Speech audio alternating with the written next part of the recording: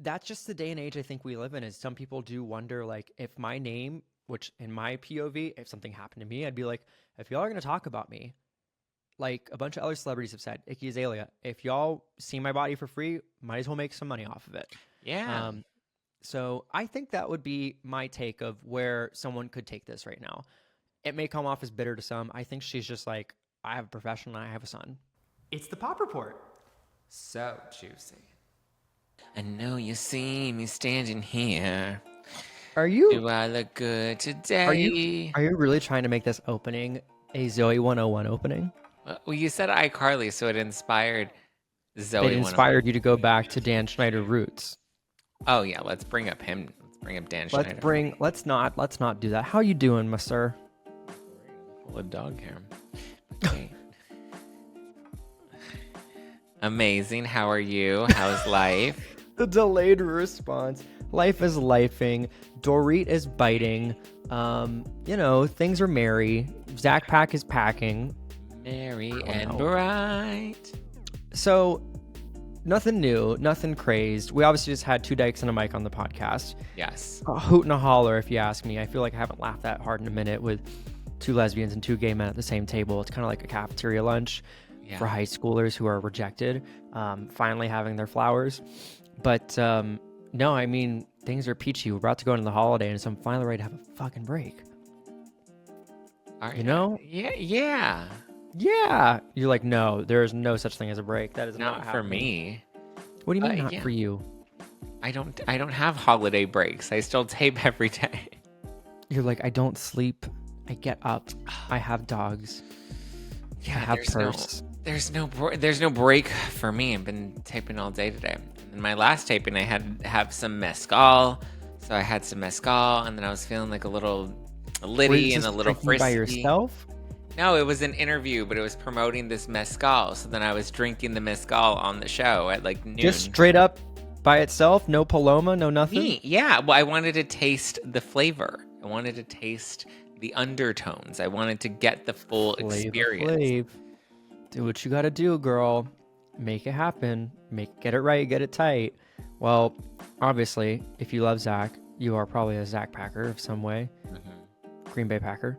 And obviously, if you love the Pop Report, be sure to subscribe because we do make episodes twice a week for you on Wednesdays and Fridays, and we have news all the fucking time. So, without further ado, Mr. Zachary, we have two hot headlines to get into. We have some other fun music news, and I want to get your thoughts on Real Housewives of Beverly Hills because at least we got to touch into Bravo.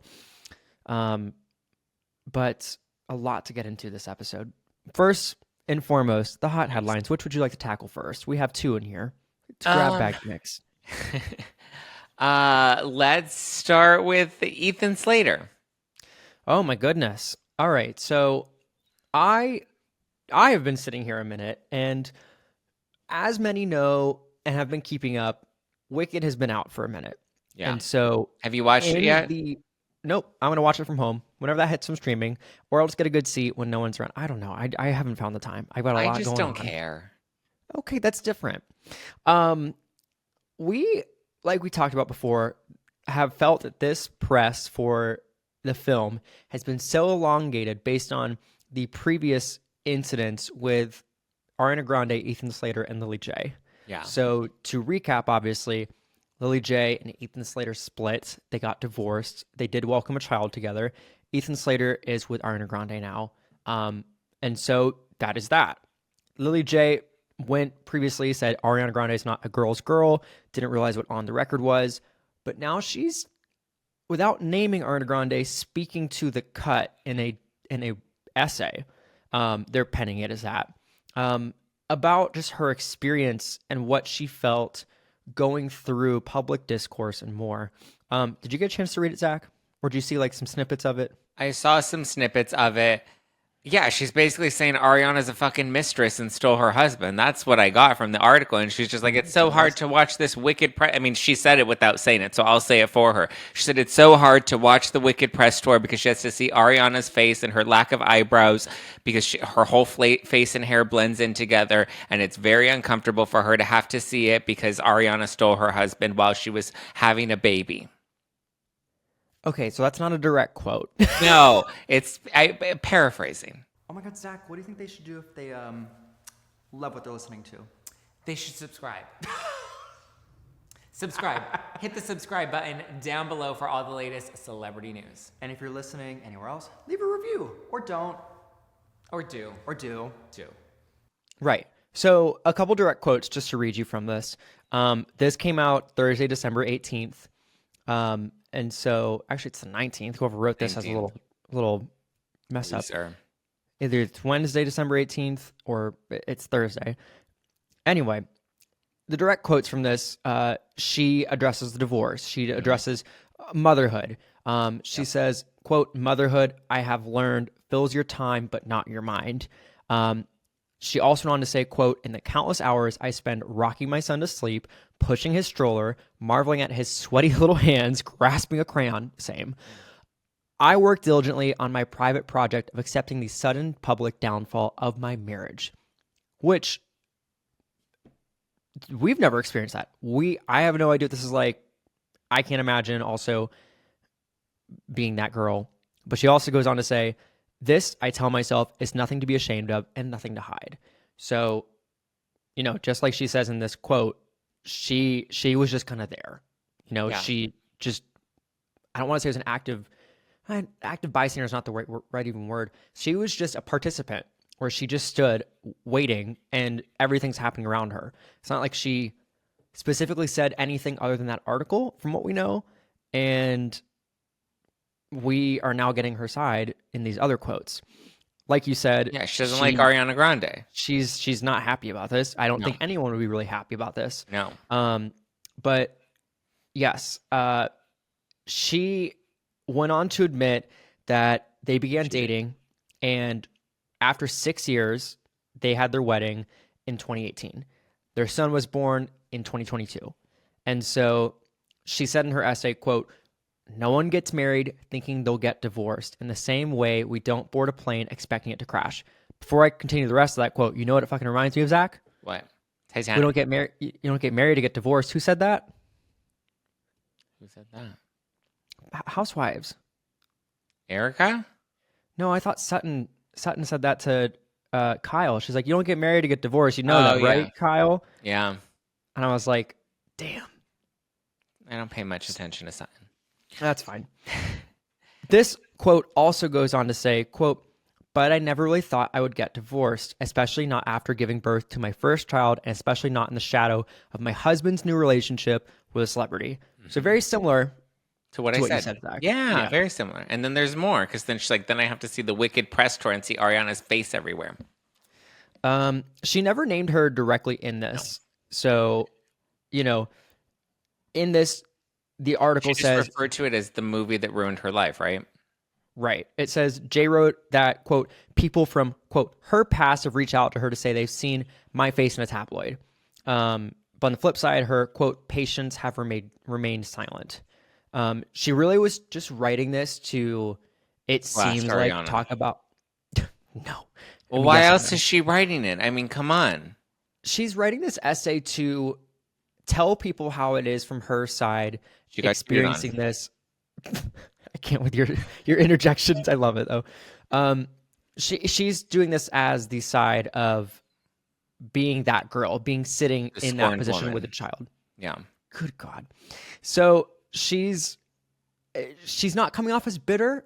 I don't think personally. I don't think she's coming off of like sad. I think she's coming off of very middle ground. And she's like, this is going to be what I'm known for. And I have to accept that, is being that girl.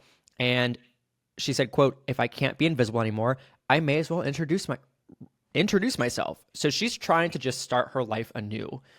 I think that's what her essay is. She never named Ariana Grande. She obviously hinted at a couple of things. She can say how disdainful it is to be in this situation, but I think she's really just trying to take control and say, like, my name's all over the internet.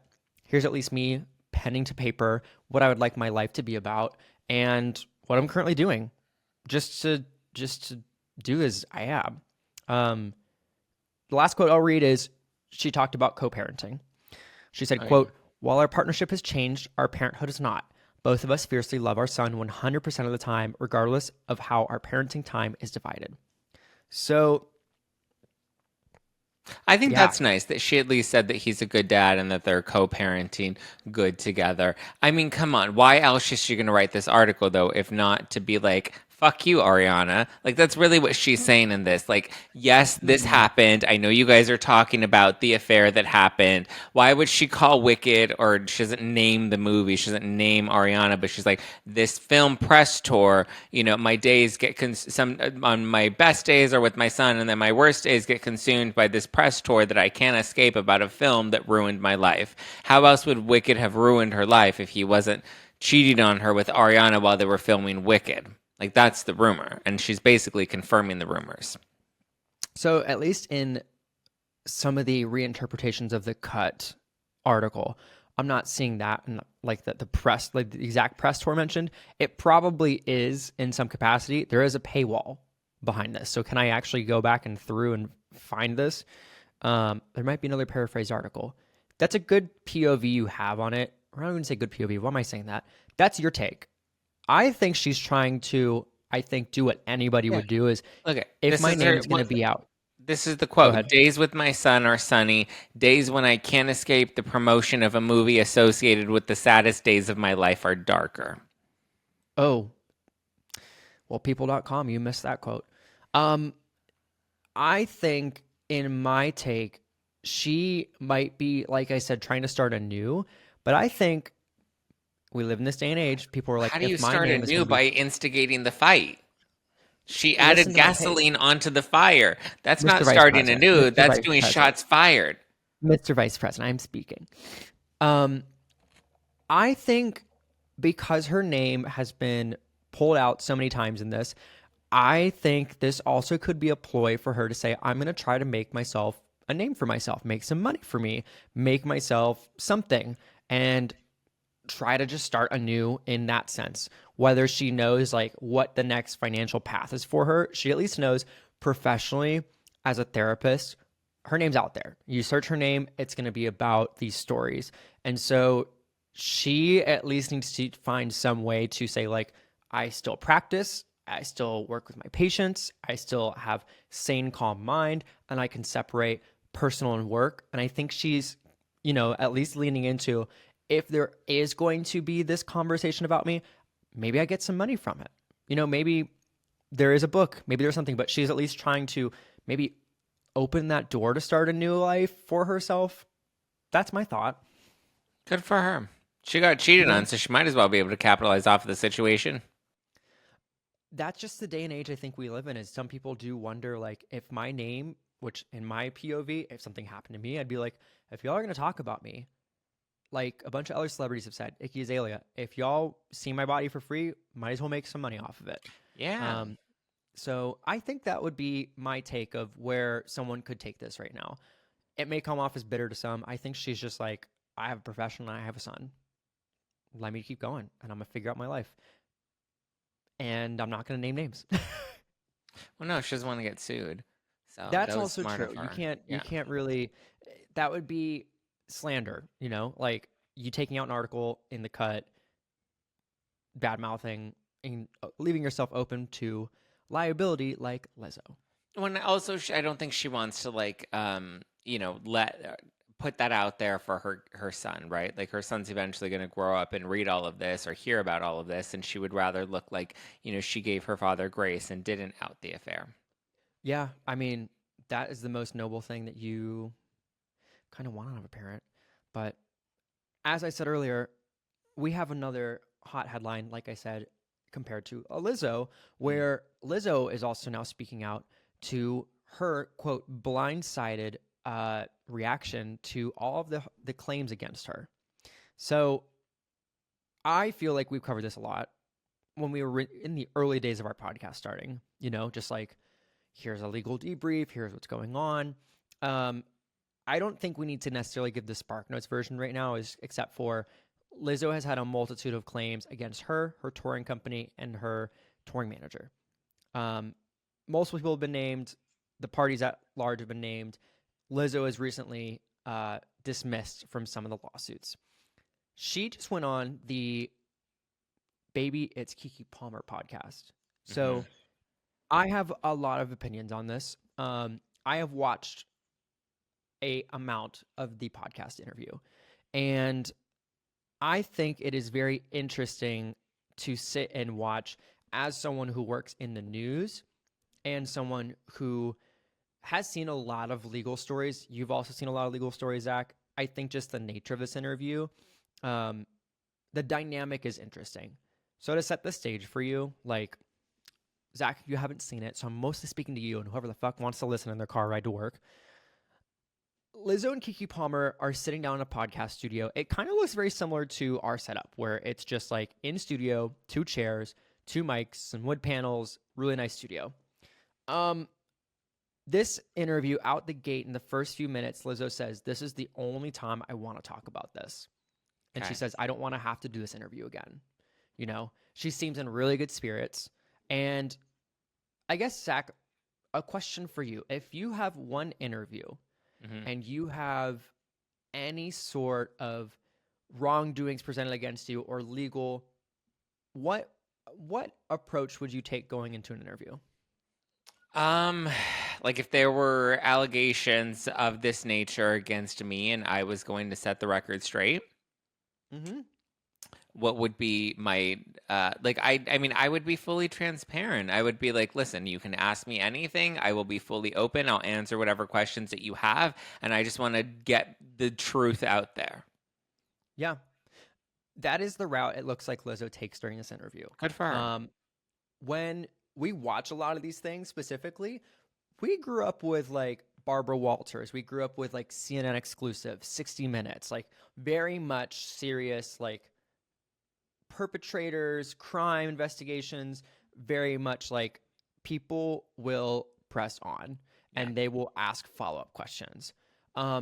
This interview, I would not say is like that. It's not. It was a fluff interview.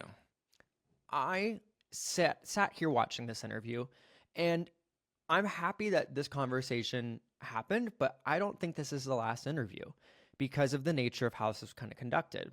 So Keke Palmer's had her podcast for a while. I think that she has done a great job segueing into a podcast and being this type of creator. I think specifically, though, when it comes to the nature of the interview, it is too friendly. This is too much of an interview where there's a lot of agreements and there's not a lot of follow-up to questions that Keke asks. So in here, Lizzo basically explains and goes almost, I don't want to say line item by line item because I don't feel like it really was that, but it is very much like the biggest headlines we have seen about this. So we've seen sexual harassment. We've seen racial discrimination. We've seen religious, like, what's the word specifically? Religious, I don't want to say wrongdoing. Sure. Yes. Yeah, that was it. I was like, what are these words? So all these things were brought up. And throughout this, Keke says, these dancers, they claimed these things. Why would they claim that? Like, what is their reason to? And money. Lizzo refutes most of these, if not all of the claims, and says these are baseless. These have no meaning behind them. They're not serious. And she, when addressed specific things about how she spoke to people's weight, how certain happenings happened after certain hours after tour, she's like, these are not things that were ever said. And she says she's very hurt and offended that these were ever brought up against her. In here, if you remember, she said she was blindsided when all of these claims came about. But I want to focus for a hot second on the lawsuit, which, Zach, you know that we've had like 2 years almost since this. Yeah. It's been a minute. And with this, in the lawsuit, Lizzo has been dismissed. Not from all of them. I think she was only dismissed from one of them. The one against the one from the stylist. Correct. So when you look at it, it is very interesting when you look at legally what you can and can't do and who you can actually go after. So even though in the case of the stylist, Lizzo in the podcast with Keke, she's like, I was dismissed. You can ask me anything. That is very much the tone and exact verbiage that she gives. The reason Lizzo's dismissed from this is because of the court of law. Because the stylist is employed on payroll by Lizzo's touring company and touring team, she cannot be named in the suit based on the evidence of who her employer was. So it comes into the employer. Even though Lizzo's Big Girl Touring and more, it has her name attached to it, she is only the boss in certain scenarios. So she's in this interview saying, like, I'm dismissed. The judge looked at it. I have been waived from any responsibility. There still are other things that she is in here talking about. But I just think that this interview, if this would be very different if Zack Peter did this interview. Zack Peter would say, when did this happen? Why would they say this? But what would the reason be? And you would have consistently followed up on every single point. Well, because also, when you get dismissed from a lawsuit, there are two different types of dismissals. There's with prejudice and there's without prejudice. I'm assuming she was dismissed without prejudice, which would mean that they can't bring the lawsuit against her again moving forward. But I mean, they could have just dismissed her without prejudice for like on a technicality like you're referencing where it was the employer that they're trying to sue and she's not directly involved in that. But a lot of the times they name celebrities in these lawsuits not because they want the celebrity to pay up themselves, but because they want the publicity that's going to surround their lawsuit by naming them. Because of Title VII and FLSA claims, no individual can be held to these. So it's obviously Lizzo saying her side in this and like speaking on how she says what happened, what didn't happen. Yes, what did she say? What happened and what didn't happen? So what I was about to say is she named specific situations in here where she gave these girls opportunities and she feels disappointed that she has these claims about racial harassment. When she says, I have employed Black women, and for them to be claiming that does not make sense to me. When still as a fact, you can be racist and say racist things no matter what race you are or no matter what race you're talking to necessarily. Yeah, but we've so far, and this is what's been so fucked up about that whole thing, is that like for the past, especially the past couple of years, we've really broadened what that means. And we've taken things and we've blown them out of proportion and exaggerated them and diluted what that word really, like that word carries a lot of weight to it.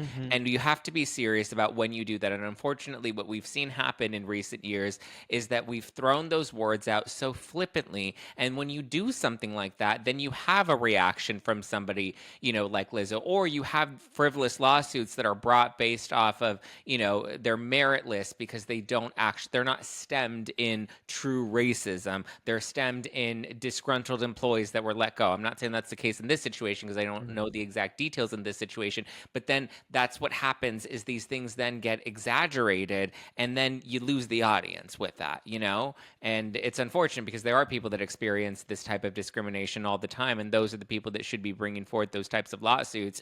And in this case, from what I do know, and I don't know the details I don't know them deeply, but it just seems like, a quick cash grab of a lawsuit. And I don't think Lizzo, from what we've seen of her, is trying to racially discriminate against somebody. It is interesting of the other claims also in this though. So there are claims that some of the women were saying Lizzo said, quote, "You don't seem to take this job seriously since you gained weight." And so in this podcast interview, Kiki asked that question. Like, this is something that was said. Yeah. Here's the quote. What do you have to say about it? And Lizzo's response was, I hired that girl after she'd gained the weight. So there are two different stories here. But when she does address these things, Kiki does basically like kind of friendly agree with Lizzo on a lot of different times. She does respond. She's like, yeah, right. Oh yeah, totally. Or like, you get it. In an example, like the sexual harassment claims, there are situations where the plaintiffs have brought saying that Lizzo would ask us to come out and to go to specific events, like in Crazy Horse, which is like a nightclub where there's like male dancers. There's also other situations in Amsterdam that she would invite the dancers to say, hey, I'm going out, come out with me. Lizzo talked about how there is a difference of like a power dynamic. And like, I think you and I can speak to this. It's different from every industry. Yeah. So how Lizzo says is in music, like your coworkers, it's different from corporate America. It's different from like TV. It's different from like film. And Lizzo's like, yeah, we have SAG regulators. We have everything. And Lizzo's like, in music, the people you work with are like your actual friends. So like you'll hang out with them. She's like, I don't feel that I really am their boss, like specifically. So she's like, I am doing this. And when those claims got brought against me saying that people would get opportunity and I forced them to come out, if they did come out, they'd get rewarded, are not true. She's like, I was coming out as Lizzo and having a good time. But she obviously has these claims of, you know, forcing or asking people to touch specifically like different people at clubs, venues, and more.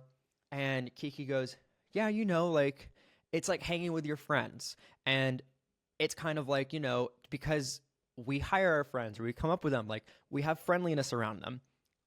I don't think Keke Palmer realizing she's actually justifying or going along with Lizzo's responses. And so it is a very guided interview. It isn't where you're like, let me just let this person speak and let me ask another question.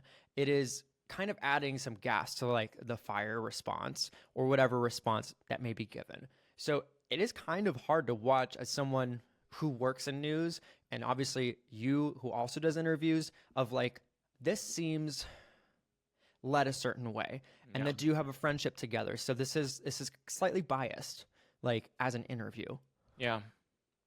So I know I spent a minute on that, but it's an interesting watch because like, I don't think there's going to be a solo interview. This is it. This is another interview coming soon. Yeah, it'll be interesting to see what happens with the lawsuit. I mean, that's why it's tough, right? I think a lot of people without a skill set of conducting an interview or even, you know, hosting for a full hour, you know, they have these platforms and they have these opportunities, you know, very similar to like what we were talking about in the last episode with Paris Hilton. And she did a lot of these interviews and like it wasn't a real interview. It was kind of just like the same fluff questions and Paris didn't give any like real answers. And I mean, that's kind of, you know, the direction that we're moving in. You know, you know, it's a double-edged sword of like anybody can start a podcast and, you know, if you have a platform, you can get interviews like Lizzo but that, you know, it does kind of take away the quality of the people behind the mic. You know, somebody like Keke Palmer is not an interviewer. And, you know, for a situation like this, it's not gonna have. It doesn't carry the same weight. Yeah, it doesn't feel like I'm having like a full Lizzo tells all. Lizzo talks about this, and like it's turning into a he said she said because of this. I feel like, and we won't know until actual trial evidence come out of like here's clock in and clock out from employees who are working on the touring to specific like meetings and like let's say handouts. Like we won't have anything unless it's paper. Yeah. Or a trail of some sort. It's just getting too much into that never happened. I have these claims. No, that didn't happen. Claim. Yeah. And so well, and the reality of it too is somebody like Lizzo is always going to have a platform. And these dancers or these hairstylists that are suing her, again, I don't know the details. I don't have a side to pick in any of it because I don't know the details in depth. But, you know, those other people don't have that opportunity to go and, you know, Lizzo can come. I mean, and you and I can recognize a fluff interview because we've interviewed people and we know the skill of interviewing. It's just like what most people, most people though are going to listen to this interview and be like, "Oh wow, Lizzo came across really well." They don't see it as a fluff interview from Keke Palmer. They're just like, "Oh wow, I like Lizzo and they're funny together and I believe Lizzo." You know? Yeah, it'd be different too if we had some evidence too, and Keke would say, "Here's a pay stub." From someone, and here's their hours they clocked in and clocked out. And it shows, like the stylist claims, made up example, her working 11 hours straight, no breaks. There's no clock out for a break here. Like, what can you say to that? Like, that is actual evidence you can present during an interview. If we're doing only one and we're done. Yeah. But we're getting quotes. We're getting like statements. So Well, that's all we have. I mean, especially when you look at this industry, like you're not really, when you're a stylist, you're not really clocking in. You don't have you don't have that time card. You're kind of just you're paid either an hourly rate or a daily rate. You're freelance. yeah, whatever we know, that touring company will have records of some sort for payments and more. Like sometimes these cases are very tight-lipped until something leaks. We won't know. We won't know until more is upheld by a judge. So that is our hot headline. That is most of the episode. We have some And baby, news. that is our episode. We have some And other music news. I saw Brittany Furlan was talking about Tommy Lee and his lack of hygiene. Yeah, Tommy Lee apparently doesn't shower. He only showers once a week. And so the two have been married for a little while now. Weird. And couple. they have different habits, like she says she stays up late and he gets up early. But she's like, one thing that's really different that people would really not be okay with is he only showers once a week. And he's like, babe, in Europe, like this is kind of what they do. And she's like, look, I don't mind it because he's like really hot. Like he's like very attractive. And so she is, I think, 38 and he's 62. And she's like, we have a great relationship. He's about to play his residency, do 11 or 12 shows at the beginning of 2025. They seem fine, but I was like, is this our music news that we need to know about someone's bathing habits? Because I don't need to know that. I don't need to know that. I'm good. I don't need to know it. If she likes his salty balls, that's between her and Jesus. No, that's between the balls and the sweat. It drips. To the sweat drop down my balls. Balls Oh, and damn on my bitches thighs. crawl. Different. But I was trying to segue. Other things that we don't need to know about, which actually I'm not opposed about this. Did you know Joe Jonas has a tattoo of SpongeBob? I read this morning. Why? Like, did you read it? Like, what brought you to this? I saw it online and I was like, oh, interesting. And I kind of saw why some tattoos are posted it. just, I know, but I'm just like, some tattoos are just really dumb. So, yes, the 35-year-old singer has a tattoo of SpongeBob from that band episode where he's like addressing the audience, but he posted a video, Joe Jonas did, on his socials saying, you got tats, right? And he just shows this tattoo. And apparently he's had this tattoo since 2018. And how did no one pick up on this? I don't know. Paparazzi usually gets like leg shots. I don't think like, anybody They cared. got Nick off on a boat with like his shorts the one time. But like, it's interesting. Yeah.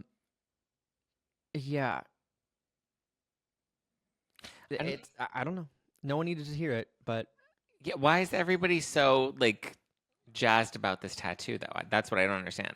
Like, why is this a headline? Is it that slow of a news week, or is it because like it was like, oh, it was more of like a thirst trap that he was like, look at I think it's just because people don't expect you to have like as a celebrity who is of stature, like to have a SpongeBob tattoo. Stupid tattoo. And so people I'm are sure. like, there's usually like snakes and like angels and stuff. But he posted this video to his Instagram and people are losing their shit because like it is a very interesting placement. It also has Chucky from Rugrats next to it. And in the video, one other one is cut off, but it looks like the other tattoo is Mojo Jojo from the Powerpuff Girls. So like I think people are just really confused because it's on your thigh and it's so close to your groin and it's also all cartoon characters. So it's kind of out of left Chucky. field. Yeah, it is very. So, yeah. He's also got illustrations of cartoons for Mario, Dexter, and Max Goof on different sessions that were days apart. He should He also join has a Freddie Mercury OnlyFans. outline. OnlyFans tattoos. Yeah, a collection of his tattoos are covered up when he's on carpet, so we don't really get to see these kind of things. But funny enough, yeah. So that's your music news because it's a very slow day, and I guess that's why we're reading off tattoos and shower habits. I mean, Other than that, SZA's new potential album is dropping. cute. Right?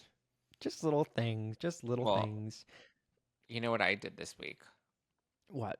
I finally watched It Ends With Us because now it's Oh on my God, it's on Netflix. streaming now. Now it's on Okay, our streaming. watch or skip review is now being held by Zach Peter. Have the floor. Yes. So, first of all, you have to upgrade your account. I didn't realize there are 3 different tiers of Netflix that you have to pay for. There's Are you kidding? the $6 I thought I tier, have it. there's the $15 tier, and now they have a $22 tier. That's what I have. The $22 tier? Yeah, I don't know why. It's like That's so premium HD. it's so stupid. What the fuck is Ultra HD? And how is that different from Premium HD? And why are I you don't know. paying $7 more for Ultra HD? Andy, that is so stupid. What a waste of money. I don't know. I didn't even know there were lower ones. I just thought it was 22. No, so there's the $6.99 or whatever one, which is just basic, and you have ads, and then you have the $15 one, which is premium HD but no ads, and then there's the $22 one, which is ultra HD, and that's literally the only difference is you have premium HD or ultra HD, and I don't know the difference, and I don't care to pay an extra $7 for a difference. Do what you gotta TBH. do, girl. But so I upgraded so that I could watch It Ends With Us because you can't watch It Ends With Us on the commercial version because they don't let you watch commercials. You have to upgrade it. So I don't like watching commercials anyway, so that's why I have a different account. I don't care about I don't watch it enough to need to pay that much. Like once in a while I'll watch Netflix Okay. if there's something good To on. your point of your review. And also to be fair, you don't have to watch that many ads. Like I've watched a number of Netflix movies recently that I didn't have to get through ads. But anyway, Okay. so I watched the movie and I understand how last week when Mackenzie was like, "Oh my god, I watched the movie and it was totally sold to me by Blake Lively as like a rom-com," and it's like obviously not a rom-com. It's a really I love how you're finally getting to this, and it's many months later, and I'm getting your full review. Did you watch it? You watched it. No, I haven't. Oh, you haven't watched the movie. No, Oh, I chose not to. I don't want to support that. Support what? Blake Lively or Justin Baldoni? Blake Lively. I don't know. She's not the most likable, and I don't think I really liked her in the film either, and her hair just needed to be washed the entire time. And Oh, but outside of that was one thing that was just like really frustrating was her hair the entire time. But outside of that, because I guess they wanted to make her look a little disheveled, like an ordinary girl. but I feel like not even ordinary girls have hair that bad. Okay. Like I know Well, plenty of ordinary girls. I can walk down the street and nobody's hair looks that bad. Anyway, Was it good? I digress. It's actually a really good movie. She's not the most likable, and Justin Baldoni's not what I expected him to be, because all I really know of him is from the press tour. But they actually do have some decent chemistry, but they have spoiler. Do you want to know what happens in the movie? I already know. I already know enough. Okay. Spoiler. So she grows up and she lives next door to this guy. And this, he's like a cute guy, but he like lives in the woods. And she's just like, don't live in the woods. You can come over here and I'll give you my dad's free clothes. Cause like my dad doesn't wear jeans, so you can wear his jeans. So then the guy would come over, and this was in high school. And so she was like taking care of this guy that like lived in the woods. And he was kicked out because his mom was a DV survivor because her husband or I think it was her boyfriend used to abuse her. And so he got involved, and then he got kicked out of the house. So then he was living in the woods, and then Blake Lively's like, no, don't live in the woods, come in here. And then she was taking care of him, and then they fell in love. And then she ended up losing her virginity to him. And then we end up finding out that they end up breaking up because the dad found out that she was sleeping with him, and he's like, you're not sleeping with my daughter. And so the dad beats him up and like nearly kills him. And so she never sees him again. And he just like wanders off into another neck of the woods. And so then she grows up, and then she ends up meeting this other guy that like totally love bombs her and is like so charming and sweet and like makes you believe in love. And you're like, oh my God, love exists. And then they fall super in love, and then he starts abusing her. And the way that the film is positioned, though, is they make it seem like, oh, these are accidents. And the way that we view the each of the incidents is it looks like an accident at the time, until we get to the end of the movie, and then we re-see what really happened in those moments. And then we see that they weren't actually accidents because he was actually abusing her. But then she ends up running into the guy from the woods, and so she goes to dinner one time, and she's with Justin Baldoni, and then she sees the cute guy, and he's actually really cute. And he got like way hotter. And he has like tattoos in a restaurant. And he's like, I'll beat up anybody that'll beat you up. And so, yeah. And so she sees him, and then he's like, I see what's going on. You need to leave him. And she's like, no, I can't leave him. I love him and he loves me. And it was just an accident and it's okay. And then eventually she does leave him. And then but when she leaves him, she finds out she's pregnant and she's having his baby. And then she doesn't end up long story short, she doesn't end up getting back with Justin Baldoni because she has the baby and he's just like, please get back with me. And she's just like, no, look at our daughter. And what would you do if our daughter was in this position? He'd be like, I would tell her never to go back to that guy. And she's like, see, so it ends with us. And then she has the baby in her hand. She's like, it ends with us. And then she ends up falling back in love with the other guy. This review is the entire movie in 2 minutes. So Yeah. great job. Thank you. Would you recommend to watch? You know, it was really good. It was hard watching it though, considering all of like the James Kennedy headlines that have been coming out this week.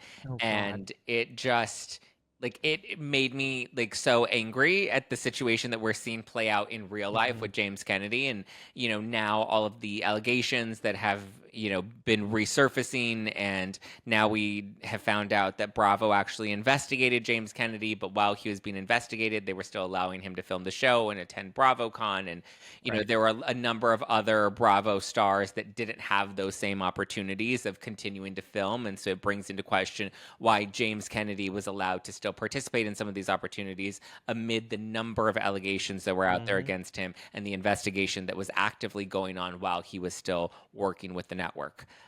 So it is a good movie. I do recommend it. It's a tough pill to swallow to pay the $15 just to watch the movie, but at least you don't have to see commercials, and at least you get it sooner. And I'm hoping Wicked is next. People are saying we're not going to get Wicked until summer of 2025 on streaming. So good luck, girl. Well, I can wait. No, you can't. I know you. We'll see. Anyway. Well, as a note to other things you can wait on, Sonic the Hedgehog 4 is set for 2027. I hope you enjoyed that. Great. If you didn't watch the other 3, Can't wait. me neither. I saw one of them. The first one? Sure, Jan. I don't know what you watch. You know. Other things coming up, we have a new Superman trailer. I think they've really tried to resurrect the Superman universe and the DC Comics universe, and it's been flopping and flopping and flopping. I think there's a lot of pressure right now to build another universe for DC Comics, and we've seen Superman time and time again. I think this is a more believable Superman based on the casting. And so I'm interested to see what comes up of it. But I don't know if you're familiar with David Cornsweet, but His name is David Cornsweet? Corin Sweat. Coren. I thought you were Corn Sweat. He was in The Politician, and I remember when they were in discussions of who's going to play him. I'm like, he looks great to be like a Clark Kent-esque. So he was cast. We don't really know much from the trailer. That's all. There's no dialogue. Except he's in the snow. He's in the snow. Yeah. And he's like, take me home. And so we don't know much. We see a lot of evil villains, but they're really packing in a lot. So this could be good or bad. It's the same people who put together Guardians of the Galaxy. So it'll be very interesting. We'll see what happens. I'm not holding my breath on it. DC Comics has had its up and downs. Last but not least, he played River. He played River in The Politician. Yeah, hottie. Oh, and he was in Hollywood. Yeah. Yeah, hottie. We also have You season 5. We got some posters. We don't really know too much. Something will happen at some point. And then we have a new Peacock series with Megan Faye and Rose Byrne. So should be very interesting. Jessica Biel is attached. And so it was a straight to order series. And it was something that Biel was part of. And then she left the project in September, I think, when all the Justin Timberlake stuff was going on. And so she was supposed to be in it. But yeah, like it's the log line is two sisters, Samantha and Charlotte, who spent the last 28 years trying to piece together the lives that were fractured by a single night of violence.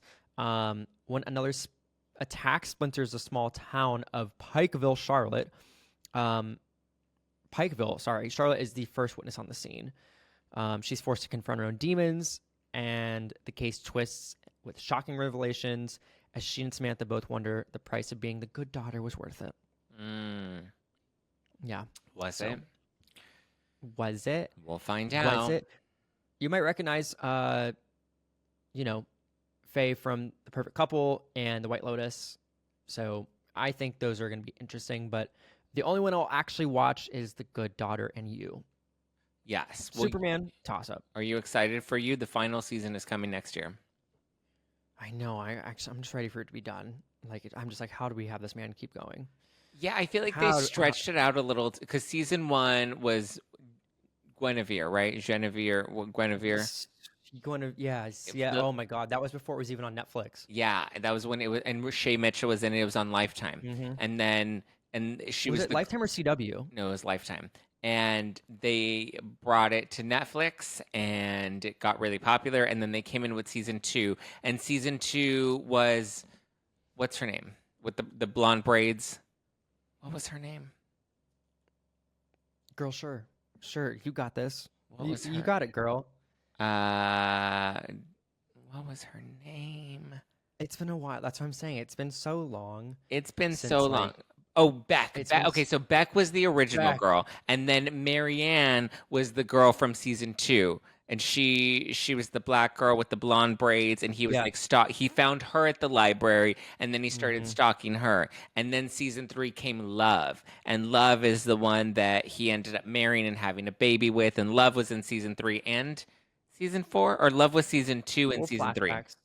Little flashbacks, I think, of 4. And then Candace was the original redhead that he had stalked back in the day. And we still don't know the full story of what happened to Candace, but we know he took out Beck. He took out Marianne. Then he was with, I think Love and Marianne kind of overlapped in seasons Yeah. 2, in seasons Yep. 2 and 3, and because 4. then season 4 is when he was like living in London or New York, Yep. and it was like Weird, a whole but I new. kind of was here for it. Yeah, and then Yeah. there was like the rich couple and the family that he was living in. Well, now Lucas apparently, Gage. yeah. Yes, Lucas Gage. I remember he got his ass eaten out in White Lotus. And so that's all I really know of Lucas Gage. Oh, and Chris Appleton. But so now we have season 5 of You that's coming out. And so this is the final season. He's back in Manhattan. And now from the teasers, there's no trailer yet, but from the teasers that they've revealed, it looks like police may be onto him. And it looks like there's a photo of him, like a still shot of him being arrested. So it looks like this is where he's either going to is get it. locked up or where somebody's going to take him out. I bet you anything Candace, the original woman, the redhead, she probably went into hiding and went on the run. She's going to come back and she's going to kill him. Mm-hmm. Well, I know we have other stories, but we've covered a lot in this episode. We're already at 45 minutes. I Already? want to get your take for our last story here. Our last one already? I know we've covered so much ground. We've covered so much total runtime. We can't bore them with all of our thoughts. And I got a meeting for work in a little bit. Okay. I want to hear your thoughts, On? Mr. Bravo himself, on our hot take of watch or skip. We have seen a couple clips from you posted about the Oh, entirety from me?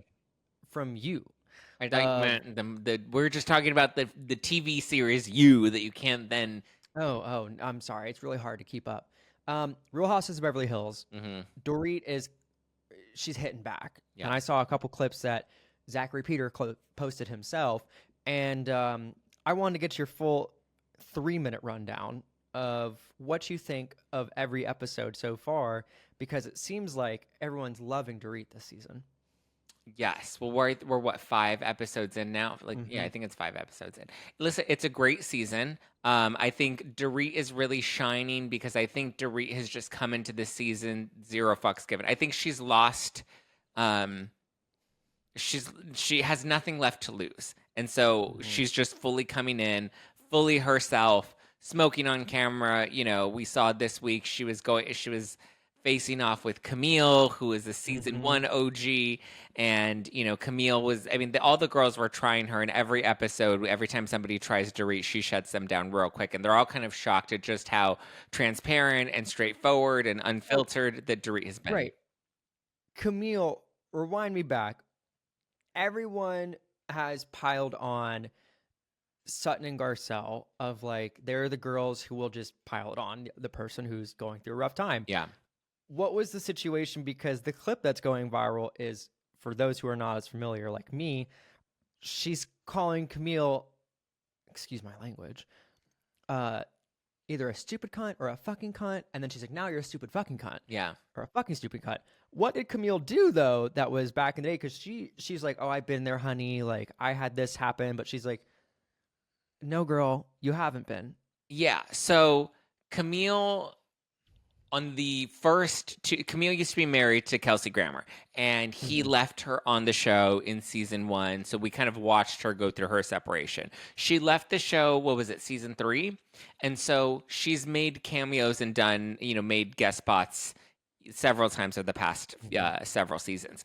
But so what she's referring to this time, because now Dorit's going through a hard time. We see the girls kind of grilling Dorit about, not really being her best self right now. And Dorit's like, well, yeah, I'm going through a lot. So Camille happens to be at this party that Kyle Richards was throwing. And Camille's like, well, when I was going through a lot a few years ago, and Camille's referencing that one of her houses burned down, and she also lost her assistant. Her assistant passed away, but he was old as dirt. And so she was like, when I was going through that tough time and I was having that rough year, you didn't have a lot of compassion for me, Dorit. So it's interesting that you want compassion from everybody else.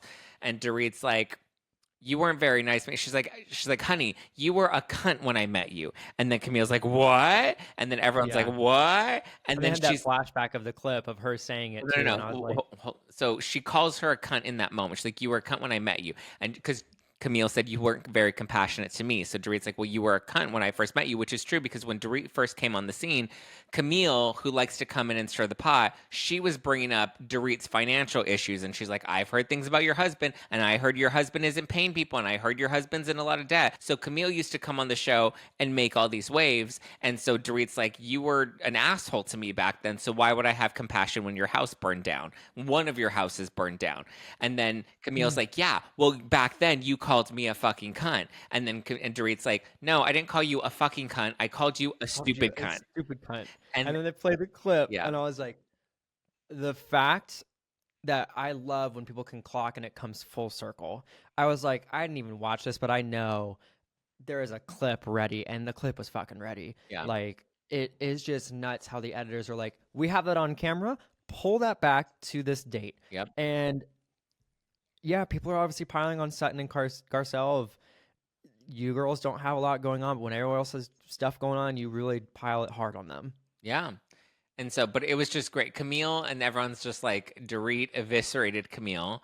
And it's true. And Camille's, and then Dorit was like, not only, and now I think you're a stupid, I called you a stupid cunt, and now I think you're a stupid fucking cunt. And then Camille was like trying to make an argument, and she's like, well, when you first came over to my house with her, and she couldn't remember Erica's name. And Erica's like, Erica, my name is Erica. My name is Erica. And then in Erica's confessional, she's just like, yeah, cunt. So there was a lot of cunt being flown around in this episode. Oh, I love. But it was great. Well, that concludes our fun little different watcher skip review watch segments and more. I just thought it'd be fun to poke your brain on that because that's a clip that's been circulating around, and I obviously have been enjoying watching this season. So good. But obviously it is the holidays. We wish you nothing but a festive Kwanzaa, Chanukah, crisis, whatever you celebrate, because we are going off for a little while after this. We are going to celebrate the holidays the best we can, but we'll be back in the new year. Zach, is there anything you're thankful for post New Year's going into this holiday? I'm thankful for everybody that's listened to us all year long. This was a new venture. We, are building this podcast up from scratch, and the fact that we still have people that come and listen and comment and leave reviews and all of that is it's good. It's nice. We love it. Even when Zach can be a Camille, and I can be a stupid fucking cunt. And I can be a stupid fucking cunt too. Just grateful for whatever happens, but it's a fun ride. We've hit 60 episodes in a matter of this year, so can't wait to see and work even harder. We've had some great guests, we've had some great people to give their takes and more, but you ain't seen the last of us. 2025, here we come, baby. Let's go. Well, that concludes this episode of the Pop Report. And you should probably hit the subscribe button so you don't miss the next episode. If you didn't at this point, I don't know what the hell you're doing, but if you want to keep wasting up with, time. that's true. If you want to keep up with more, obviously follow us along, find more on our playlists, and listen wherever. Leave a review. Do the damn thing. All the things, all the engagement. We love you, so show us some love. We don't.